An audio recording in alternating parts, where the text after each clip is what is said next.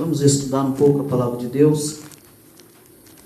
No livro de Efésios, nós vamos meditar hoje no capítulo 4, do versículo 17 a seguir. Se nós conseguimos concluir o capítulo 4, nós, na semana passada, terminamos o versículo 16, falando acerca do qual todo o corpo, de quem todo o corpo bem ajustado e consolidado pelo auxílio de toda junta, segundo a justa cooperação de cada parte, efetua o seu próprio aumento para edificação de si mesmo em amor. Então nós falamos acerca do capítulo 4, do 7 ao 16, sobre o serviço dos santos. E hoje nós vamos dar a continuidade. Nós falaremos hoje sobre como devem agir os crentes. A igreja, como Paulo ele encerra o versículo 16, ele mostra que a igreja é de Cristo, ou o corpo de Cristo. Por isso Paulo disse que do qual ele vai dizer que o cristão precisa então crescer em tudo naquele que é o cabeça, que é Cristo. Ele vai falar no versículo 16, então, desse crescimento, desse progresso, que deve crescer em tudo naquele que é o cabeça, naquele que é Cristo, de Cristo que é o corpo e que é constituído então de judeus, de gregos, de servos, livres, homens e mulheres, etc. Então, enquanto todos os cristãos estiverem bem ajustados ou unidos pelo auxílio de todas as juntas, e que se diz respeito à humildade, mansidão, longanimidade, amor e perseverança, segundo a justa operação de cada parte, ou segundo a justa contribuição de cada crente, de cada cristão, para que cada parte, ou o corpo de Cristo, que permanecerá crescendo então assim para o aumento, para o progresso. Então, é Cristo quem promove o crescimento do corpo em amor. E é isso que Paulo termina dizendo no versículo 16, que é Cristo que promove o crescimento do corpo em amor. Então, logo em seguida agora, nós vamos meditar no versículo 17 a seguir. E nós precisamos observar que os versículos 1 e o versículo 2 deste capítulo é uma conclusão com base em elementos apresentados anteriormente por Paulo. Então Paulo roga aos cristãos que andem de modo digno da nova condição em Cristo, e os versículos 17 e 18 retrocedem então a esse pedido de Paulo. Nós vamos ler então a seguir o capítulo 4 de Efésios, versículo 17 a seguir, que diz assim: Isto, portanto, digo e no Senhor, testifico que não mais andeis como também andam os gentios, na vaidade dos seus próprios pensamentos, obscurecidos de entendimento, alheios à vida de Deus por causa da ignorância em que vivem pela dureza do seu coração, os quais, tendo se tornado insensíveis, se entregaram à dissolução, para com avidez cometeram toda sorte de impureza. Mas não foi assim que aprendeis a Cristo, se é que de fato o tendes ouvido e nele fostes instruídos, segundo é a verdade em Jesus. No sentido de que, quanto ao trato passado, vos despojeis do velho homem, que se corrompe segundo as concupiscências do engano, e vos renoveis no espírito do vosso entendimento, e vós revistais do novo homem, criado segundo Deus, em justiça e retidão, procedentes da verdade. Por isso, deixando a mentira, fale cada um a verdade com o seu próximo, porque somos membros uns dos outros. Irai-vos e não pequeis, não se ponha o sol sobre a vossa ira, nem deis lugar ao diabo. Aquele que furtava, não furte mais, Antes, trabalha fazendo com as próprias mãos o que é bom, para que tenha com que acudir ao necessitado. Não saia da vossa boca nenhuma palavra torpe, e sim unicamente a que for boa para a edificação, conforme a necessidade, e assim transmita graça aos que ouvem.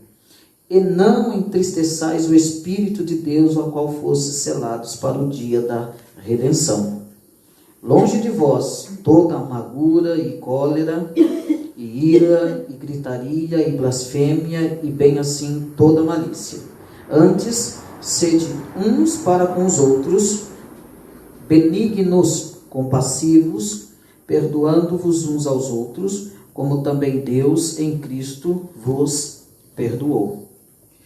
O que Paulo rogou aqui no início do capítulo é segundo, ele vai dizer, é segundo o Senhor, e não segundo um conhecimento ou considerações do próprio apóstolo.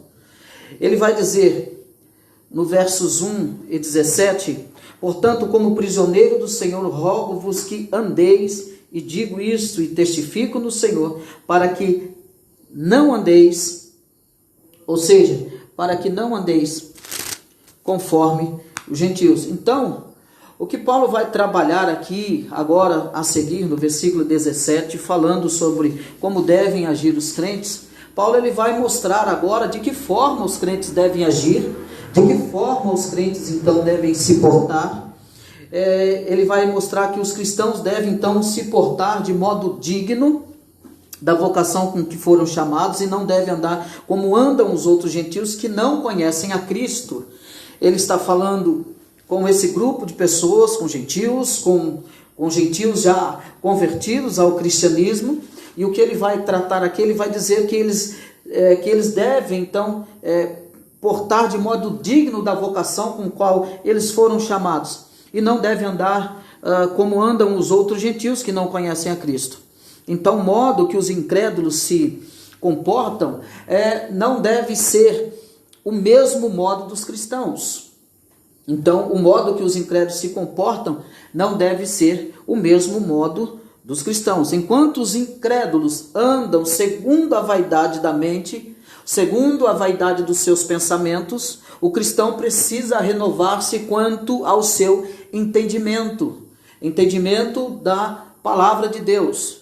É exatamente isso que Paulo ele vai mostrar aqui nesse texto, dizendo que aqueles que andam na vaidade do seu sentido, a ponto de terem perdido, então, a ideia aqui que Paulo está trazendo é que a ponto de terem perdido todo o sentimento, então estão entebrecidos no entendimento, estão separados então da vida de Deus. É exatamente isso que Paulo está dizendo, eles estão tão longe que eles estão separados da vida de Deus, tendo um coração então endurecido devido a anos de pecado, devido a anos de imoralidade e de devassidão. O apóstolo Paulo chama a atenção para eles, mostrando como eles devem agir de forma completamente ao contrário do que os gentios vivem, na ignorância, da dureza do coração.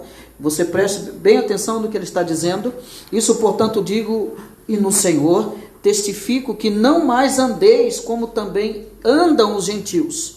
Então, como andam os gentios na vaidade dos seus próprios pensamentos, na vaidade presos, completamente na escuridão dos seus pensamentos. Então vocês não devem andar assim como eles andam, vocês não devem se portar dessa forma, vocês não podem andar dessa forma como eles andam, a ponto de terem perdido todo o sentimento, e estão entenebrecidos no entendimento.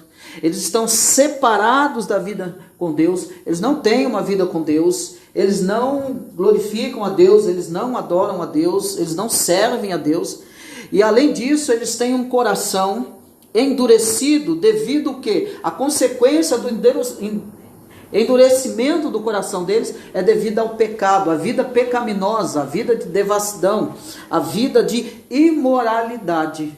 Então Paulo chama para essa ocasião a atenção deles, para que eles vivam de forma digna da vocação que eles foram chamados. A vida de vocês então deve ser diferente. A vida de vocês deve ser oposta da outrora que vocês viviam. Porque os gentios vivem com a mente obscurecida. Os gentios vivem com a mente sem Cristo. Eles vivem completamente na ignorância dos seus pecados. Eles vivem na imoralidade. Eles vivem uma vida sem Deus, sem reconhecer quem é Deus. Então vocês precisam estar atentos para isso. Então, por isso que ele diz, e no Senhor, ele quer testificar que não mais andeis, como também andam os gentios. Então vocês não andam mais. E a ideia aqui é que Paulo está dizendo aos gentios: vocês foram chamados e vocacionados, vocês foram transportados de uma vida de pecado, vocês foram transportados de uma vida infrutífera, então agora vocês devem andar da forma, do jeito da vocação. Vocês têm que honrar a vocação. Deus libertou vocês, Deus purificou vocês, Deus limpou vocês dos vossos pecados, das vossas imundícias. Então vocês têm que andar digno dessa vocação. Vocês têm que fazer valer a pena aquilo que Cristo fez por vocês. Então vocês não podem voltar para trás. Vocês não podem andar como os outros gentios sem Cristo andam, completamente separados da vida de Deus. Hoje vocês vivem uma nova realidade de vida. Então vocês devem viver para Deus. E aí ele vai continuar no versículo 18. Mas antes disso nós vamos ver lá em Efésios, o capítulo 4. Olha o que ele diz no versículo 23. E vos renoveis no espírito do vosso entendimento. Então cresçam, renovem o vosso entendimento. Vocês precisam crescer, amadurecer, renovar o vosso entendimento.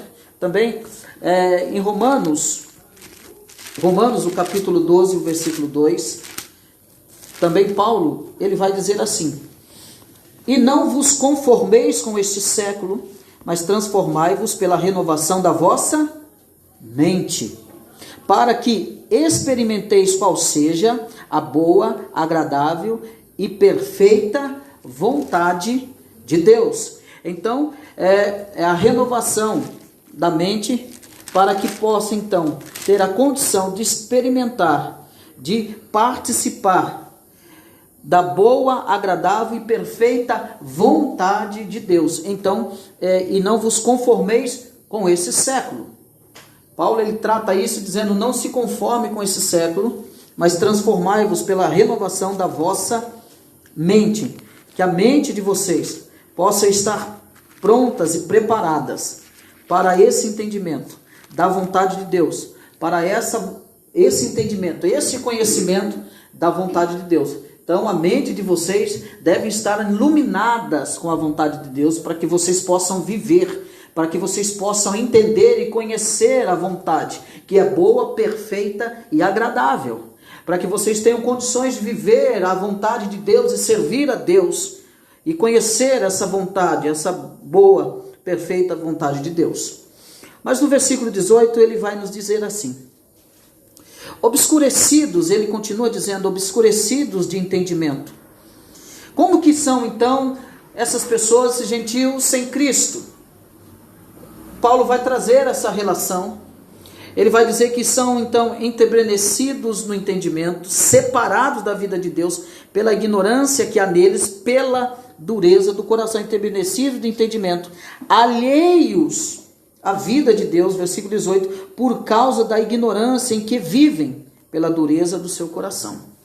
Então, apesar de Deus ter preparado salvação poderosa para toda a humanidade, o que Paulo descreve é uma humanidade que segue à mercê de um pensamento fútil, ou seja, o pensamento fútil de uma vaidade de pensamento, que não compreendem então as coisas de Deus. É isso que Paulo está falando. Eles estão alheios ao conhecimento de Deus, eles não conhecem as coisas de Deus. Mas aí Paulo diz: é isso que eu estou tentando dizer para vocês, não conhecem as coisas de Deus, estão entebrecidos no entendimento, ou seja, permanecem sobre a condenação de Adão, por desconhecerem que Deus já desfez a inimizade, e cravando isso lá na cruz. Então, eles vivem à mercê de um pensamento, que não compreendem então as coisas de Deus. Aqueles que andam na vaidade do seu sentido, a ponto de terem perdido o sentimento, todo o sentimento.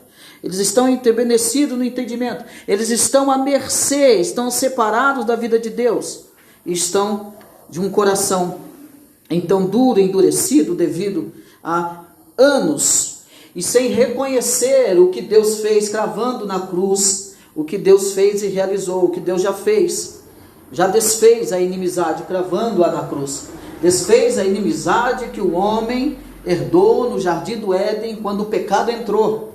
O homem se tornou inimigo de Deus, o homem se tornou separado de Deus. Era impossível ao homem receber então o perdão de Deus, mas Cristo desfez isso, cravando na cruz. Ele mesmo fez isso, cravando na cruz, desfez essa inimizade de Deus em relação ao homem. E hoje nós somos chamados filhos de Deus. Jesus disse que nós não nos chamamos de servo, mas Ele nos chama de amigos, amigos de Deus. E aí o apóstolo Paulo, ele mostra a ignorância dos incrédulos decorrente da cegueira espiritual que o diabo lhe impôs. Essa é a grande razão. O apóstolo Paulo, então, ele escreve minuciosamente o que ocorre em nossos dias. Ao escrever a Coríntios, lá no capítulo 2 Coríntios, no capítulo 4, versículo 3 e 4, que diz: mas se o nosso evangelho ainda está encoberto, para os que se perdem está encoberto, nos quais o Deus desse século cegou o entendimento, cegou os entendimentos dos incrédulos, para que não lhes resplandeça a luz do evangelho da glória de Cristo, que é a imagem de Deus.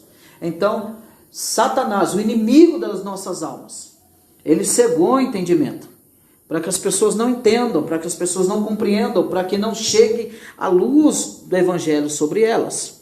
Então, nós vemos que a ignorância dos incrédulos, então, é decorrente da cegueira espiritual. A ignorância daqueles que ainda não chegaram ao conhecimento é decorrente da cegueira espiritual que o inimigo das nossas almas tem colocado às pessoas. Então, nós precisamos entender que isso, somente Cristo pode iluminar a mente do perdido. Somente Cristo pode trazer a luz para o interior do perdido. Somente Cristo pode esclarecer. O apóstolo Paulo está mostrando qual é o estado e a condição que eles estão. Perdidos, no escuro, alheio, coração duro, alheios à mercê ao pensamento fútil, na vida de vaidade, na vaidade dos seus pensamentos. Eles não compreendem o evangelho, eles não compreendem a vontade de Deus. Então, por isso que estão à mercê disso.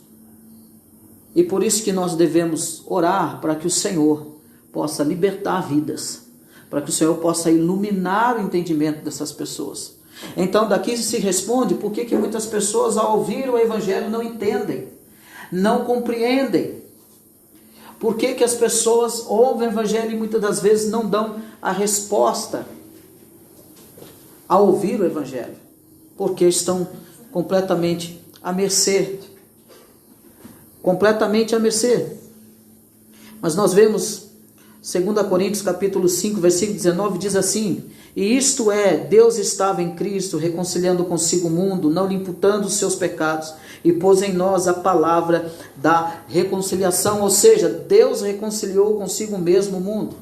E a palavra do evangelho é de Deus clamando através dos cristãos. É Deus clamando através dos cristãos que os homens se reconciliem com Deus. Porque Deus estava em Cristo, reconciliando consigo o mundo, não lhes imputando os seus pecados, e pôs em nós a palavra da reconciliação. Então é essa palavra, é Deus clamando através daqueles que anunciam o evangelho, é Deus clamando através daqueles que pregam o evangelho de Cristo. Mas o que mantém esses homens separados, que Paulo está trabalhando aqui no versículo 18, é a ignorância que há neles, pela dureza do coração. É o que separa o homem de Deus, pela dureza do coração. Ele está mostrando que não andeis dessa forma. ele está mostrando qual é a situação, o estado. Mas olha o versículo 19. Os quais, tendo se tornado insensíveis, se entregaram à dissolução, para com altivez cometerem toda sorte de impureza. Por andarem na vaidade, então, dos seus pensamentos, os homens tornaram-se, então, insensíveis e se entregaram a todo tipo de perversão de costumes. Por causa da dureza do coração, por andarem na vaidade dos vossos pensamentos. Então, eles se tornaram insensíveis e se entregaram a todo tipo de perversão e de costumes. Desregrados e licenciosos, com avidez cometem todo tipo de impureza. E como vimos anteriormente, não é o andar em dissolução que levará o homem à condenação, visto que todos os homens sem Cristo estão sob a condenação em Adão. Todos estão em condenação em Adão. Então a dissolução dos homens somente aumenta a ira de Deus, que será manifestada a todos impenitentes no dia da manifestação do juízo de Deus. Ele está dizendo que os quais, tendo se tornado insensíveis, se entregaram à dissolução para com altivez cometerem toda sorte de impureza. Então, os homens impenitentes, eles estão julgados em Adão desde o Éden. Porém, esse juízo será manifestado nos impenitentes somente no dia da ira, onde Deus recompensará cada um segundo as suas obras. E você deve observar que o dia da ira, da manifestação do juízo de Deus, são a retribuição segundo as obras, e que será o dia da ira. Mas a manifestação do juízo de Deus refere-se ao evento do Éden, onde todos os homens se tornaram excusáveis, tornaram-se excusáveis. E ele vai dizer: os quais, tendo se tornado insensíveis, se entregaram à dissolução para com alvidez cometerem toda sorte de impureza. Eles mesmos se entregaram, eles mesmos foram nas suas próprias vontades, se entregam, se deixam ser levados por todo esse tipo de impureza, de pecaminosidade. O versículo 20, então, ele vai dizer: mas não foi assim que aprendesses a Cristo, se é que de fato tendes ouvido e nele fosses instruído, segundo é a verdade em Jesus. Então, mas vós não aprendestes assim a Cristo. Então, que Paulo está dizendo que enquanto os incrédulos continuam separados da vida de Deus, pela ignorância que neles há, Paulo demonstra então que o conhecimento do Evangelho é luz para os ignorantes. E nós precisamos observar aqui a relação entre aprender, ouvir o ensino e verdade que Paulo evidencia aqui. Então, sobre esse aspecto do Evangelho, que profetizou Isaías 53:11, que diz: ele verá o trabalho da sua alma e ficará satisfeito com o seu conhecimento. Ficará satisfeito com o seu conhecimento o meu servo, o justo, justificará muitos e as iniquidades deles levará sobre si. Então, os cristãos não aprenderam de Cristo um andar em dissolução. É isso que Paulo está dizendo, porque ele vai dizer: mas não foi assim que aprendestes a Cristo. Mas não foi dessa maneira, o andar em dissolução, que vocês aprenderam com Cristo. Mas vós não aprendestes assim. Vós não aprendestes assim a se entregar a todo tipo de pecado, pecaminosidade. Não foi assim. Não foi assim que vocês aprenderam a viver à mercê da vida com Cristo. Não foi sobre isso que vocês fizeram. Vocês não andaram, vocês não aprenderam assim. E ele vai dizer: se é que de fato tendes ouvido e nele fostes instruídos segundo a verdade. Segundo é a verdade em Jesus.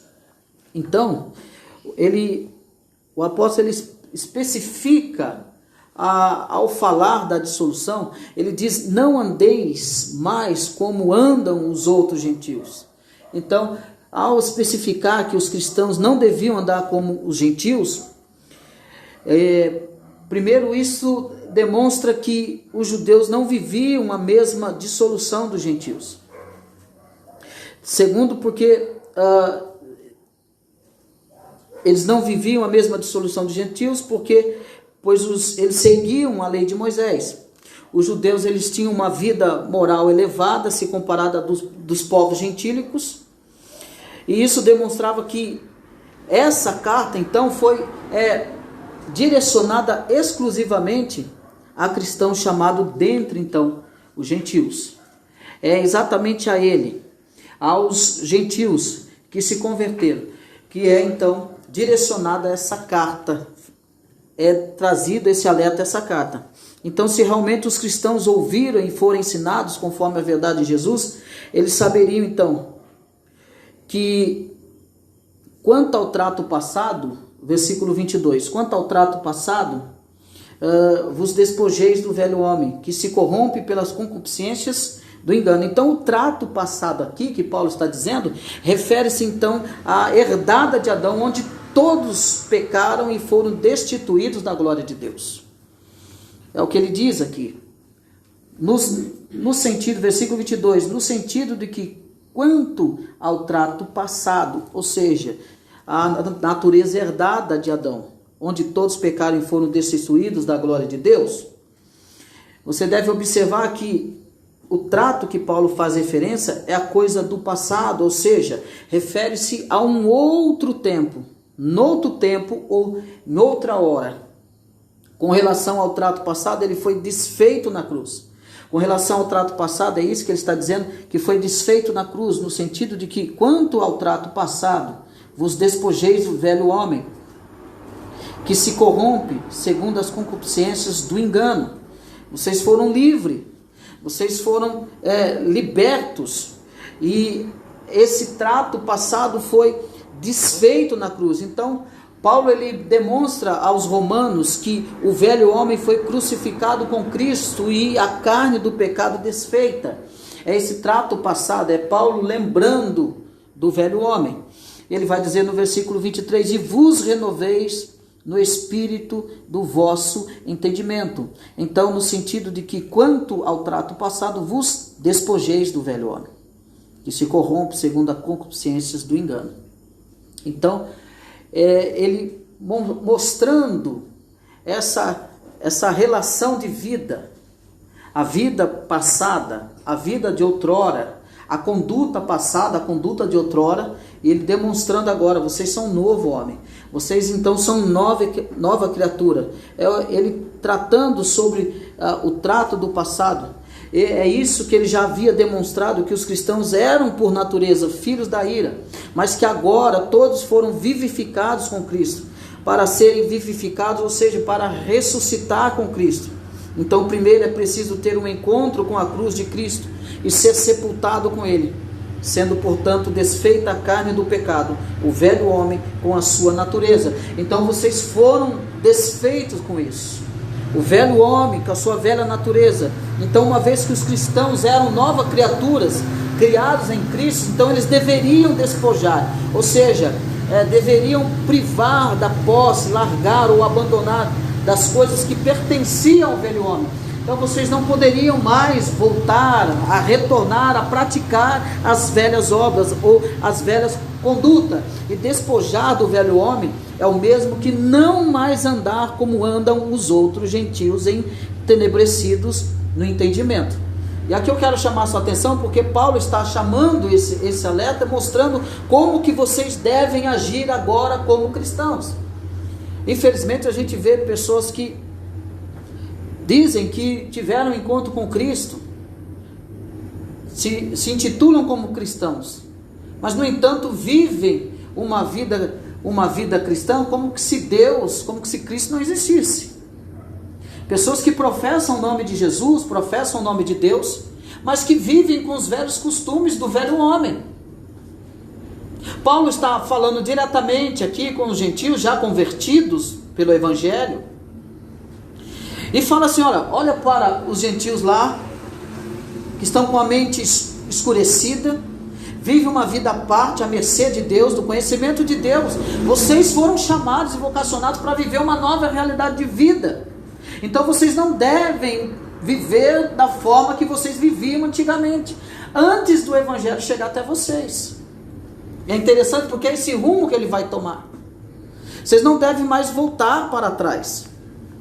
Enquanto os gentios seguem entenebrecidos no entendimento, os cristãos devem renovar no entendimento. Os cristãos devem amadurecer no entendimento, a ter luz no entendimento. E é isso que ele vai dizer.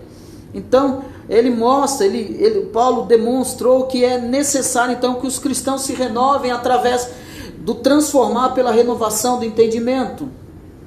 Porque isso, enquanto os cristãos recebem uma nova vida, uma nova natureza e passam então a pertencer a Deus, a única coisa que não lhe é mudada, a única coisa que lhe é mudada é a mente, o pensamento, a memória. Então ele mostra que e vos renoveis no espírito do vosso entendimento. Então não voltem mais atrás, não pratiquem o que vocês praticavam, não se despojar do velho homem, que é não mais andar como anda então, como nós andávamos outrora no mundo. A nossa caminhada deve ser diferente, o nosso pensamento deve ser diferente. Nós temos que pensar em Deus, nas coisas de Deus. A minha mente deve estar cheia de Deus, os meus pensamentos devem estar cheios de Deus, porque nós recebemos uma nova vida, recebemos uma nova natureza, e agora nós passamos a pertencer a Deus, e a nossa mente precisa ser transformada. Então a transformação que faltava e que os cristãos necessitavam, então era renovar pela transformação do entendimento. E sobre esse aspecto é que Paulo, rogando a Deus, desde o início da carta, que ele vem rogando a Deus para que vocês sejam diferentes, para que os gentios sejam diferentes. Então é isso. Então essa é a grande preocupação. E às vezes algumas conversões se tornam duvidosas. Pessoas que dizem que se converteram ao cristianismo, mas no entanto a vida, a prática, a conduta é do velho homem. Ele não abandonou as coisas do velho homem. Ele ainda ama as coisas do velho homem. Ele ainda não deixou. Ele ainda não tem a mente renovada. Ele ainda não tem os pensamentos iluminados pelo Evangelho. Ele ainda não compreende aquele que vai com a Bíblia debaixo do braço e vai para a igreja, mas você percebe que a conduta dele é sem entendimento, ele não compreende as coisas de Deus. Então ele não tem condição de entender qual é a perfeita, boa vontade de Deus, ele não compreende.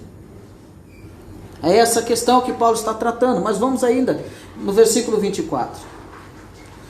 Ele diz assim: e vos revistais do novo homem, criado segundo Deus, em justiça e retidão, procedentes da verdade. Então, enquanto despojar do velho homem é o não andar conforme os outros gentios, o revestir do novo homem é andar de modo digno da vocação com que se foi chamado.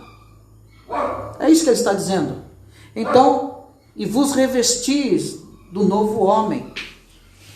Então é tirar aquela capa suja, tirar aquela roupa suja, maltrapilha, e se vestir com umas vestes novas. É isso que ele está dizendo.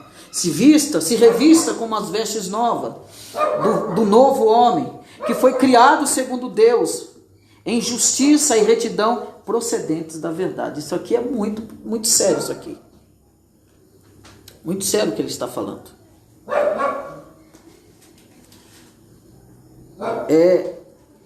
Nós temos que analisar o que ele disse aqui no versículo 24.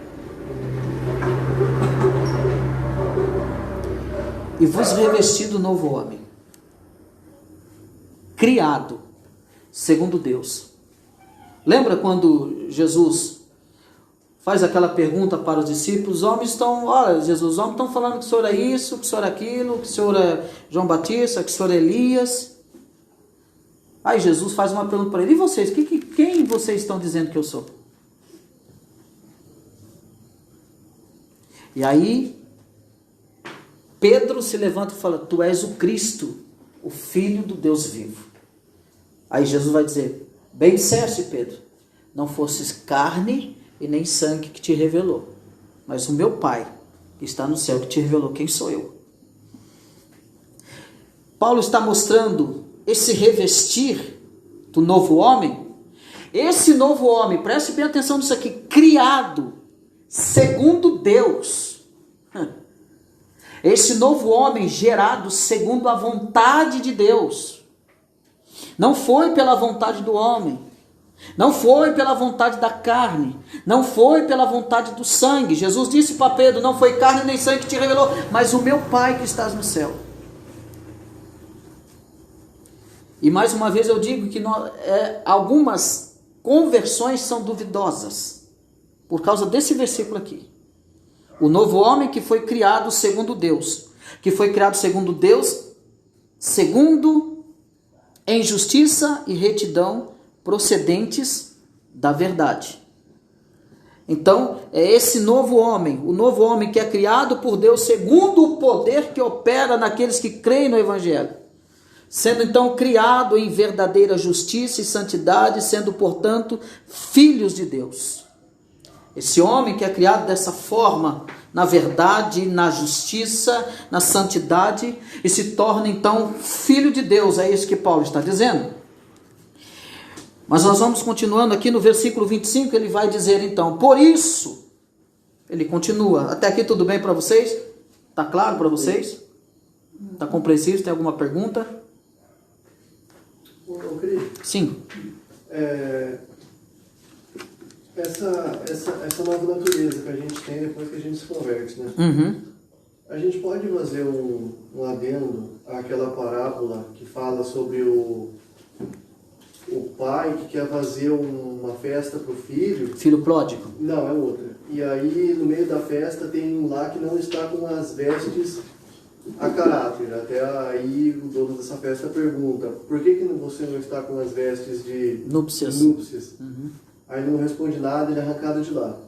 A gente pode fazer um anexo à situação geral da igreja. Por exemplo, se tiver alguém que não está vestido com essa nova natureza, a gente pode fazer esse adendo de que aquele homem foi tirado de lá por ele não estar com as vestes a caráter da festa. Mas a gente pode fazer isso, que, por exemplo, ele não estava revestido do novo homem, natureza. Nova justiça, né? A gente pode fazer um adendo a isso? Sim.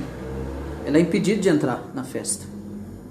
Ele está completamente fora. E aí está se falando, se referindo aos céus mesmo. Ele não está com as vestes nupciais, né? Daquela festa. Esse novo revestir, esse revestir de justiça, de santidade, né? De verdade, é essa transformação que Paulo está mostrando, né? Essa roupagem, né?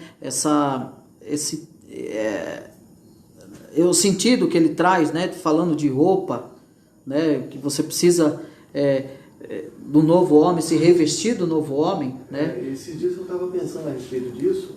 Ele estava na festa, né? Aí no meio da festa ele é arrancado de lá. Uhum. E discorrendo os versículos, lá embaixo está escrito: muitos são chamados, mas poucos escolhidos. Isso. Então, desse contexto. Exatamente. Os muitos chamados, foram convidados. Os dois ouvem, tá? Os dois ouvem a mensagem. Os dois ouvem a mensagem, recebem. Mas os muitos chamados e poucos escolhidos, os muitos são aqueles que ouvem também o Evangelho, mas que têm uma resposta externa. Os poucos escolhidos são aqueles que têm uma resposta interna, que é a qual a ação do Espírito Santo que atuou, convencendo ele do pecado, da justiça e do juízo. Então, muitos ouvem o Evangelho, multidões ouvem o Evangelho, mas poucos são escolhidos dentro deles. Um é a resposta externa e o outro é a resposta interna. É aquele que ouve, obedece e responde, mas é aquele que ouve e não responde. Então ele vai tratar: muitos são chamados, mas poucos escolhidos. São aqueles que dão uma resposta interna, são os poucos escolhidos. Muitos chamados são aqueles que dão a resposta externa. Entendi.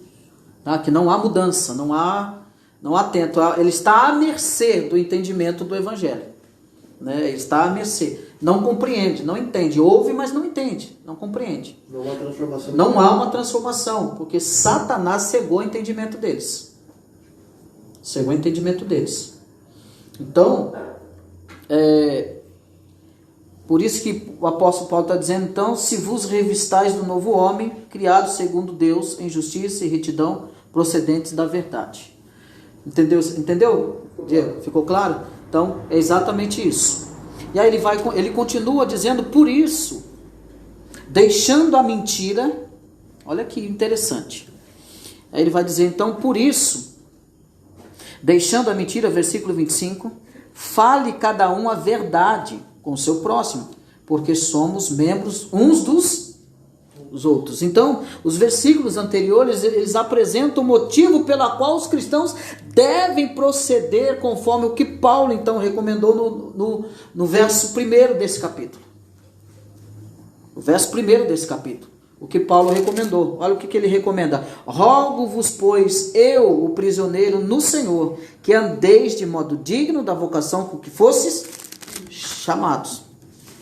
Então, após ele lançar fora os pertences do velho homem, ou seja, após ele despojar, após o cristão despojar do velho homem, os cristãos então deveriam revestir-se do que é pertinente ao novo homem. E é por isso que se deve falar a verdade. Então, uma vez que todos os cristãos pertencem ao corpo de Cristo, sendo membros uns dos outros. Não é o falar a verdade, então, que concede a salvação. Antes, ela é adquirida através da nova criação por meio da fé no Evangelho. Então, ele fala a verdade porque ele foi transformado pelo Evangelho. Não é porque ele fala a verdade que ele será salvo, mas ele fala a verdade porque houve a transformação do Evangelho na vida dele. Então, ele é uma nova criatura, por isso deixando a mentira. Deixa a mentira, abandona a mentira. É a mentira literalmente aqui. Ele diz, deixa a mentira. Fala cada um a verdade com o seu próximo, porque somos membros uns dos outros. Ele está falando para a igreja. Você acha que queimou que mente? Vocês agora são uma nova criatura. E nova criatura transformada, criada segundo Deus, transformada pelo Evangelho, então não deve mentir mais. E aí? Quando vocês catam uns crentes aí na curva, ele está lá contando um monte de mentira. Triste, né? É triste. E é complicado porque às vezes no próprio serviço, eu acho que até uma forma de testemunhar, porque no próprio serviço às vezes você encontra situações que te levam a querer que você minta, falar assim, fala que eu não tô, não sei o que, essas coisas assim, né? E aí, a gente como cristão, a gente tem que pegar e falar para aquela pessoa assim, eu não vou fazer isso é mentira, eu não minto, eu não vou fazer uma coisa dessa, né? Isso aí já aconteceu até comigo, né? Nesse sentido aí da pessoa querer, né? Aí eu falo, não vou fazer incitar isso, que você minta, para conquistar um benefício próprio. Então, essa questão que você está dizendo, por exemplo, alguém liga e fala, aí, falando que eu falar com você, fala que eu não tô. Fala que eu não tô. É só falar pra ele, né? Ele mandou falar que não tá, aqui já se livra da mentira. Porque é diferente, não posso atender agora. Diz que eu não posso atender agora. E de fato tem que acontecer isso. Precisa ser uma verdade também. Falar que não tá e tá. E tá, né? Então, a mentira para o novo homem não deve mais existir.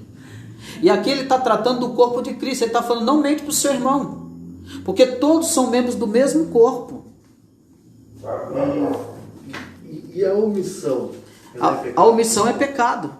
É. Porque você omitiu a verdade. Você poderia ter falado a verdade, mas você omitiu. Entendi. E aí você... Quando a gente fala assim, eu não menti, eu omiti. Eu deixei, mas você consentiu na mentira. A mentira branca. Agora que eu lembrei. Houve um cidadão que falou que ia dar mentira branca. Eu falei, meu Jesus. Que isso? Eu também não sei, tô querendo saber até hoje. É o que, tipo,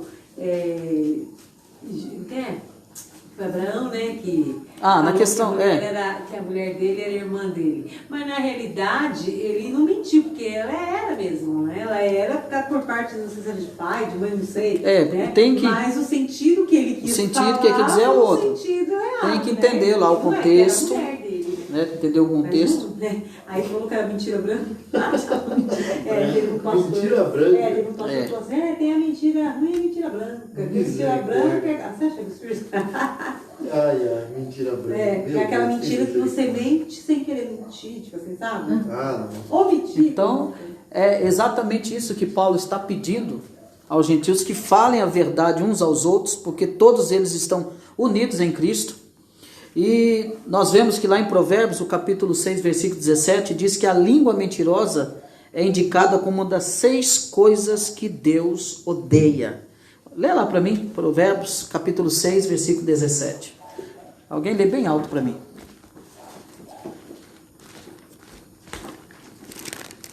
Provérbios 3, 17? Provérbios 6, 17. Olhos altivos, língua mentirosa, mãos que derramam sangue inocente. Coração que trama projetos iníquos, pés que se apressam a correr para o mal. Testemunha falsa que profere mentiras e que semeia contendas entre irmãos. Então, conta comigo. Olha o que Deus abomina: olhos altivos, língua mentirosa, mãos que derramam sangue inocente, coração que trama projetos iníquos, pés que se apressam a correr para o mal, testemunha falsa que profere mentiras e o que semeia contendas entre irmãos. Deus abomina isso. Deus abomina. Então, por isso que esse revestir do novo homem, e aí eu quero que vocês entendam isso, gente. É muito sério. Por que a gente encontra pessoas aí que se diz cristã e aí a vida dela não é transformada? Porque essa conversão não foi segundo Deus, foi segundo pressão,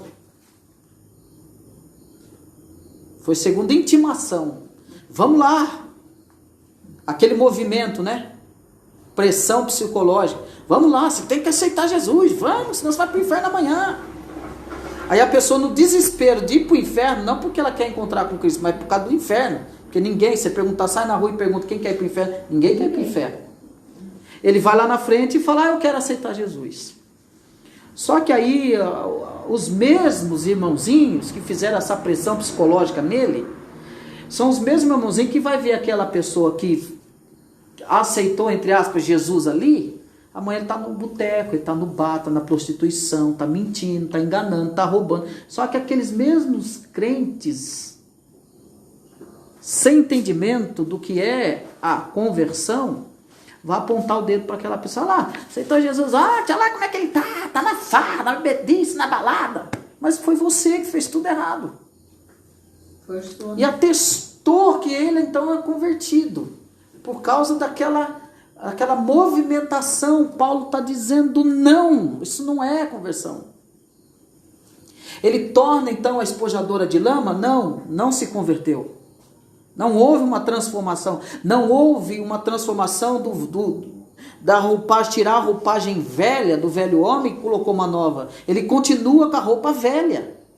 Por que, irmão Cristo, é que ele continua com a roupa velha? Porque ainda ele não se despojou do velho homem. Ele ainda não está liberto segundo Deus. Mas o que Paulo está falando para os gentios cristãos é que vocês já foram transformados, vocês foram santificados na verdade e na justiça. Vocês já foram, então não voltem para trás. O resultado que vocês devem dar agora é o resultado de um novo convertido, de um novo homem, uma nova realidade de vida. E isso implica então deixando a mentira, falando cada um a verdade com o seu próximo, porque somos membros uns dos outros. Por quê? Porque Deus abomina a mentira. Deus odeia a mentira. E aí ele vai dizer no versículo 26, irai-vos e não pequeis. Não se põe o sol sobre a vossa ira.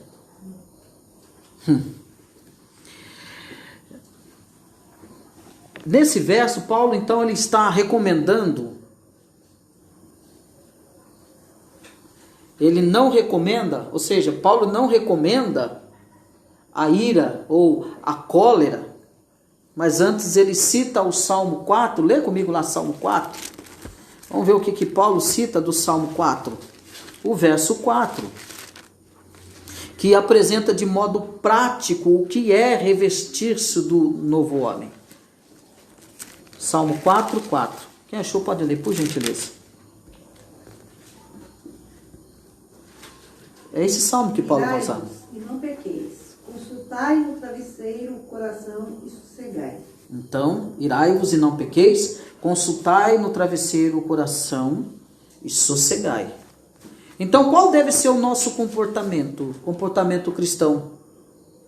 O Salmo 4, ele responde qual deve ser o nosso comportamento. Primeiro, clamor a Deus que dá alívio na angústia e exerce misericórdia.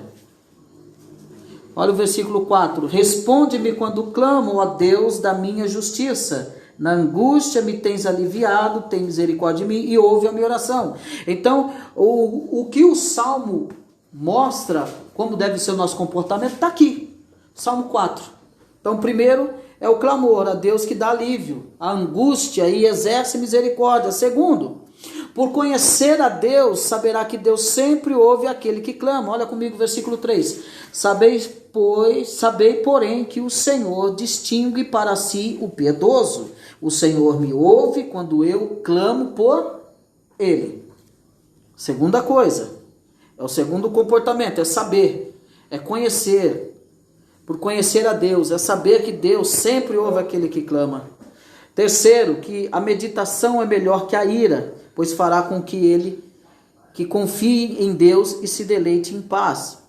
E o quarto, aqueles que vivem à luz do Senhor, saberá como proceder. Está aqui no versículo 6. Há muitos que dizem, quem nos dará a conhecer o bem? Senhor, levanta sobre nós a luz do teu rosto. Então, esse deve ser o nosso comportamento diante do texto que o apóstolo Paulo está usando, do Salmo. Esse comportamento nem deis lugar ao diabo. Ele diz, irai-vos e não pequeis, não se ponha o sol sobre a vossa ira. Então, clame a Deus, conheça Deus, medite em Deus, deleite-se em Deus em paz e busque a luz de Deus, que dará a você e você saberá como proceder. É buscar em Deus em oração, é clamar a Deus em oração, é buscar conhecer a Deus, e você saberá que aquele que ouve a Deus, Deus sempre ouve. Então, irmão, então você está dizendo que eu não vou irar? Não, você vai irar. Quem já irou aqui? Eu. Quem é que já não ficou irado? Eu. E aí? Mas a ira, ela precisa ter ira, mas não dê vazão. Aqui que ele vai dizer, versículo 27, nem deis lugar ao diabo. O que é aqui que ele está dizendo, nem deis lugar ao diabo? O que ele está querendo dizer com isso? É deixar-se levar pela ira. Não deis lugar ao diabo, que Paulo está dizendo, é ceder ao diabo. É fazer, é ceder aquilo que ele quer. É agir com as suas próprias mãos, é fazer vingança. Aí você encontra os irmãozinhos nos corredores, mas quando eu tiver oportunidade eu cato aquele irmão, ele vai ver só.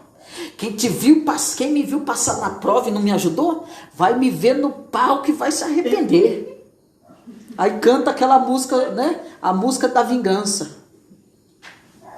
Quem te viu passar na prova e não te ajudou, aí o mundo tá lá irado, né? Ninguém me ajudou. Agora vai ver no palco, ele vai ter que estar lá embaixo, vai ver só. Aquele irmão vingativo, Paulo tá falando, não.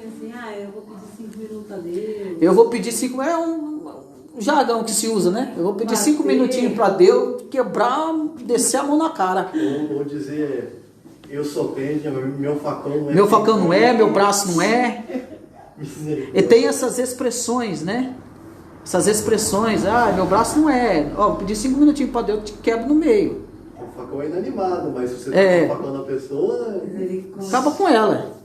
Então, ele diz, não deis lugar ao diabo, é não ceder. Então o que você faz quando você está irado? Vai para o quarto, vai orar, irmão. Vai clamar.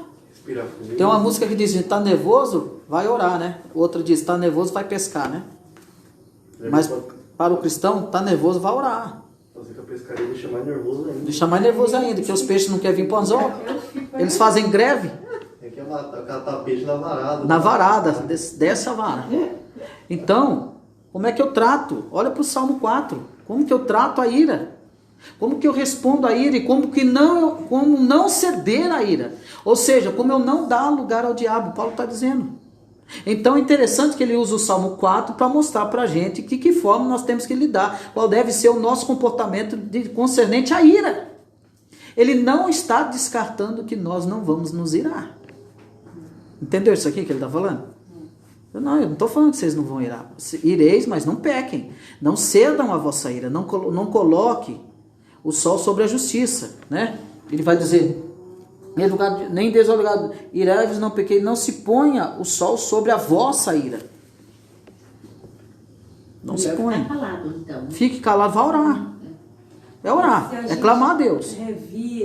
Revida. Já pecou, já perdeu. E aí você quer fazer justiça com as próprias mãos. A justiça que o homem quer fazer, Deus não opera na justiça do homem. Deus opera na sua própria justiça. Deus não opera na justiça do homem. Mas olha que interessante que ele vai dizer aqui. Versículo 28. Depois dele dizer isso, dessa ira, ele vai dizer, aquele que furtava, não furte mais. Olha aqui o que o novo homem deve fazer. Então ele começa falando que não minta. Não minta. Você sentar ali, porque você está bem embaixo da luz. Está bem embaixo da luz. Pode ser que é por isso que agora está sofrendo. Então aquele que furtava, não furte mais. Antes trabalhe, fazendo com as próprias mãos o que é bom, para que tenha com que acudir ao necessitado.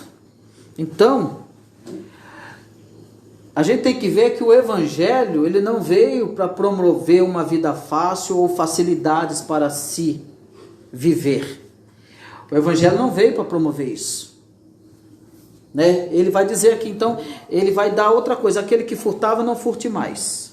Ele está falando, se fazer isso, não faça mais. Antes trabalhe fazendo com as mãos, que é bom, para que tenha o que repartir com o que tiver necessidade. Incrível, ele fala trabalhar para repartir. Trabalhar para repartir. Incrível. Trabalhe para que você tenha com que ajudar as outras pessoas. Você percebe que ele não fala de se enriquecer com o evangelho? Então agora vocês trabalhem, não roubem, trabalhem. Aquele que furtava, não furte mais. Por quê? Porque Paulo está mostrando que o evangelho não veio trazer vida fácil, que o evangelho não é para isso. O evangelho não é para facilidades. O evangelho não é isso que nós estamos vendo aí, que pessoas estão buscando aí e se promovendo às custas do evangelho. Estão se enriquecendo às custas do evangelho. São os verdadeiros mercadejantes da fé que Paulo vai falar. Negociam a fé.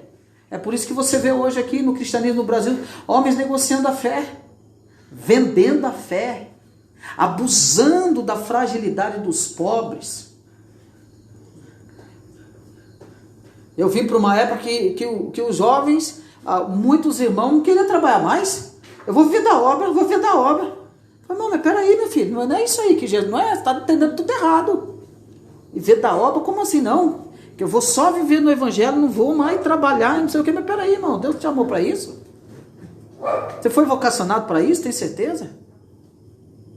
Deus chamou você, quantas pessoas, quantos irmãos? Na época de 2000, já 99, quando eu vim para Cristo, quantos que eu vi jovens sadios, não, porque eu vou ver da obra, porque Deus falou, e eu ouvi nas profetadas, né? Aí pronto, não trabalha, não vai trabalhar, não vai para uma faculdade, não estuda mais. Não, eu vou ver da obra. Eu falei, meu irmão. Era um sentido errôneo. Sentido errôneo. Então, não minta, não roube mais. Versículo 29, olha o que ele vai dizer. Então, esse trabalho é acudir as pessoas. Versículo 29.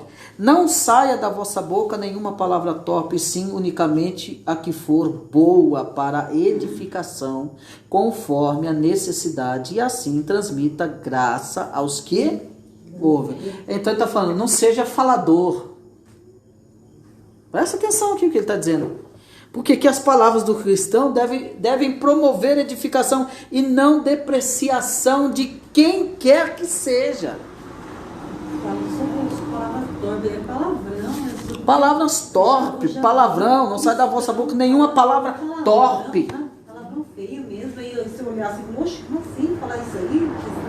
Eu já vi muitos. Palavra torpe, irmão, o que eu encontrei, ó, quem está ouvindo o áudio não está me vendo, mas eu estou fazendo entre aspas, cristãos falar cada palavrão. Eu ouvi, ao vivo e a cores. Tá sendo gravado aqui. Mas você entende que foi algo sem querer ou deu problema? Não, porque não despojou do velho homem mesmo. Não está transformado. Falou de uma forma natural. Natural, costumeira. Você percebe que já é costume. E é um costume antigo. Porque quando sai num processo de regeneração é uma coisa. Está impregnado na pessoa ainda. Mas quando alguém já se intitula como um cristão há muito tempo, anos, e ela fala com facilidade palavras torpes, é duvidosa a conversão dela. É duvidoso. Fala sem temor, sem respeito nenhum, fala como se estivesse falando qualquer outra palavra. Não percebe, não tem entendimento que aquilo é torpe. Que aquilo vai cair na depreciação. É isso que Paulo está dizendo. Aquele que furtava não furte mais. É 29. Não saia da vossa boca nenhuma palavra torpe. E sim. Nossa, alguém tem medo do barato aí? E sim. E sim.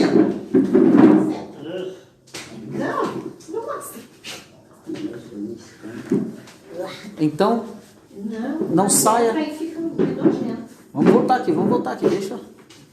Então, é só deixar a minha tontinha assim, depois vai. Não saia da vossa boca nenhuma palavra torpe, sim unicamente o que for para edificação, conforme a necessidade. Então, ele está dizendo, não seja um falador. Fale palavras que edificam conforme a necessidade. Conforme a necessidade. E assim transmita graça aos que ouvem. Então, a nossa palavra deve ser palavra de graça. Transmitir graça para as pessoas. Essa palavra torpe também pode ser caracterizada como conversa fútil? Sim, uma conversa fútil, uma conversa depreciativa. Imoral, fofoca, fofoqueira, né? Falar fofoca. Essa palavra torpe que ele está dizendo aqui não deve sair da boca dos cristãos, daquele que é um novo homem.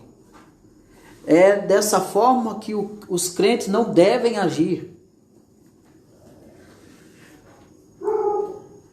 Eu aprendi uma coisa que enquanto houver ouvidos, haverá fofoqueiros. Enquanto fofoqueiros tiverem ouvidos para ouvirem, sempre haverá os fofoqueiros. Enquanto tiver alguém para ouvir a palavra torpe, sempre haverá eles. É interessante que ele diz que sejam, e nenhuma palavra torpe, sim, unicamente o que for boa para a edificação. E aí, não é sempre, conforme a necessidade. Então eu preciso estar atento para ver se há necessidade, eu tenho que falar conforme a necessidade. E assim transmita a graça aos que ouvem. Então, saiba falar, saiba chegar, saiba a comunicar, toma cuidado, porque você precisa transmitir graça às pessoas. Tem que tomar cuidado com o jeito que fala, né? A forma que se expressa. E ele vai dizer, ele continua dizendo, versículo 30, e não entristeçais o Espírito de Deus, no qual fosse selados para o dia da redenção. E não os entristeçais. Então, além de não dar lugar ao diabo, o cristão não pode entristecer o Espírito Santo. E aí o versículo seguinte apresenta os elementos que entristecem o Espírito Santo de Deus. Paulo, ele lembra aos cristãos que eles estão selados com o Espírito Santo da promessa para o dia da redenção. E aí ele vai dizer como que eu não devo. Ele vai mostrar os elementos que entristecem o Espírito Santo de Deus. Olha comigo aí o versículo 31. Longe de vós toda o quê? Amargura. Segundo, a cólera, e ira, e gritaria, e blasfêmia, e bem assim, toda malícia. Isso tudo, esses elementos, entristecem o Espírito Santo de Deus. A amargura entristece o Espírito Santo de Deus, a ira, a cólera, a blasfêmia e toda a malícia. Paulo está dizendo que seja tirada do meio de vós, porque isso entristece o Espírito Santo de Deus. Então, a unidade do Espírito no vínculo da paz só é possível se for excluído toda e qualquer amargura, ira, cólera, gritaria, blasfêmia, malícia, etc, e etc. Então, qualquer um dos sentimentos e comportamentos desses elementos aqui apontados entristece o Espírito Santo, uma vez que o Espírito Santo de Deus é o Espírito de paz e não o Espírito de confusão. Então, onde houver confusão, o Espírito Santo está se entristecendo. Onde tem gritaria, o Espírito Santo está se entristecendo. Onde tem cólera e ira, o Espírito Santo está sendo entristecido. Onde há malícia e blasfêmia, o Espírito Santo se entristece. E Paulo traz essa consciência para que eles pensem nisso. Ele está dizendo, longe de vocês, longe de vós toda amargura. Aí ele vai versículo 32. Antes, sede uns para com os outros, benignos, compassivos, perdoando-vos uns aos outros, como também Deus em Cristo vos perdoou. Então, Paulo recomenda a benignidade, a misericórdia, o perdão. Então, os cristãos devem ser benignos, misericordiosos e perdoar, assim como Deus perdoou todas as ofensas em Cristo Jesus. É exatamente dessa forma que devem agir os cristãos transformados, salvos, justificados, separados, vocacionados para uma vida santa, justa e verdadeira. É dessa forma que os crentes devem agir. E se há um agir completamente contrário daquilo que Paulo está chamando a atenção dos gentios cristãos, é uma conversão duvidosa. É uma conversão duvidosa se ele se despojou de fato do velho homem. Se ele continua fazendo as mesmas coisas, se ele continua tendo os mesmos pensamentos, se ele continua tendo a mesma cegueira, a mesma conduta depois que foi à igreja, se ele faz a mesma coisa, ele ainda não se despojou do velho homem. Então é por isso que ele age de uma forma contrária daquilo que aquele que foi despojado do velho homem deve agir, ou deve andar. Então que nós possamos meditar sobre isso, dentro desse capítulo todo, que falou sobre a unidade da fé, o serviço dos santos.